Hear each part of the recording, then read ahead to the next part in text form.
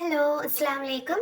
എല്ലാ വർഷവും ഒന്നാം സമ്മാനം വാങ്ങുന്ന ഒരു നബിദിന പ്രസംഗാട്ടോ ഇന്ന് പരിചയപ്പെടുത്തുന്നത് വരികളോട് കൂടിയിട്ടാണ്. ബഹുമാനപ്പെട്ട ഉസ്താദുമാരെ, സ്നേഹം നിറഞ്ഞ രക്ഷിതാക്കളെ, പ്രിയപ്പെട്ട കൂട്ടുകാരെ, അസ്സലാമു അലൈക്കും. അന്ത്യപ്രവാചകൻ മുഹമ്മദ് മുസ്തഫ സല്ലല്ലാഹു അലൈഹി വസല്ലമയുടെ ജന്മദിനം ആഘോഷിക്കുന്ന ഈ വേളയിൽ നിങ്ങളോട് രണ്ടു വാക്ക് സംസാരിക്കാൻ അവസരം ലഭിച്ചതിൽ ആദ്യം തന്നെ ഞാൻ അള്ളാഹുവിനെ സ്തുതിക്കുന്നു. അൽഹംദുലില്ലാ.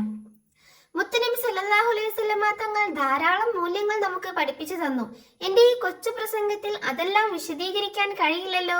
അതുകൊണ്ട് ഏറ്റവും പ്രധാനപ്പെട്ട ഒരു സംഭവം ഞാൻ നിങ്ങളുമായി പങ്കുവെക്കാം, ഇൻഷാ അല്ലാഹ്. മുത്തുനബി സല്ലല്ലാഹു അലൈഹി വസല്ലമ തങ്ങൾ ഒരിക്കൽ പറയുകയുണ്ടായി, ഏത് പ്രതിസന്ധി ഘട്ടം വന്നാലും സത്യം മാത്രമേ പറയാൻ പാടുള്ളൂ.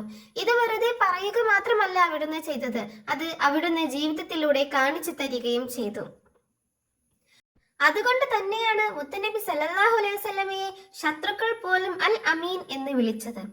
ഒരിക്കൽ ഒരു അറാബി മുത്തനബി സല്ലല്ലാഹു അലൈഹി വസല്ലമയുടെ അടുത്ത് വന്നുകൊണ്ട് പറഞ്ഞു, നബിയെ, എനിക്ക് എല്ലാ തെറ്റുകളിൽ നിന്നും ഒരേ സമയം മാറി നിൽക്കാൻ കഴിയില്ല പ്രവാചകരെ. ഏതെങ്കിലും ഒരു തെറ്റിൽ നിന്ന് മാത്രമേ എനിക്ക് മാറി നിൽക്കാൻ കഴിയൂ നബിയെ.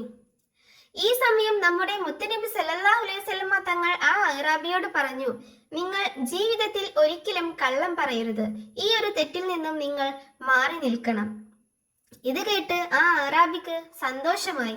കള്ളം പറയാതിരുന്നാൽ മാത്രം മതിയല്ലോ, ബാക്കിയുള്ള തെറ്റുകളെല്ലാം ചെയ്യാമല്ലോ എന്ന് കരുതി സന്തോഷിച്ചു അദ്ദേഹം. അങ്ങനെ അദ്ദേഹം അടുത്ത ദിവസം മോഷ്ടിക്കണമെന്ന ഉദ്ദേശത്തോടെ ഒരു വീട്ടിലേക്ക് പോവുകയായിരുന്നു. ഈ സമയത്താണ് നബിയുമായിട്ടുള്ള കരാർ അദ്ദേഹത്തിന് ഓർമ്മ വന്നത്.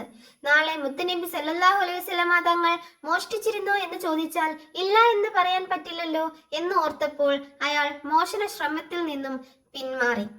ഇങ്ങനെ ഓരോ തെറ്റുകളും ചെയ്യുമ്പോഴും നബിയുമായി ചെയ്ത കരാർ ഓർമ്മ വരികയും എല്ലാ തെറ്റുകളിൽ നിന്നും ഒഴിഞ്ഞു മാറി സ്വാലിഹായ മനുഷ്യനായി ജീവിക്കുകയും ചെയ്തു. ഇങ്ങനെയാണ് പ്രവാചകൻ അവിടുത്തെ അനുയായികളെ ഉപദേശിച്ച് സന്മാർഗത്തിലേക്ക് നയിച്ചിരുന്നത്. നാം എല്ലാവരും പ്രവാചകചര്യ പിൻപറ്റി ജീവിക്കാൻ ശ്രമിക്കണമെന്ന് പറഞ്ഞുകൊണ്ട് ഞാൻ എൻ്റെ കൊച്ചു പ്രസംഗം ഇവിടെ അവസാനിപ്പിക്കുന്നു. അസ്സലാമു അലൈക്കും വറഹ്മത്തുള്ളാഹി വബറകാതുഹു.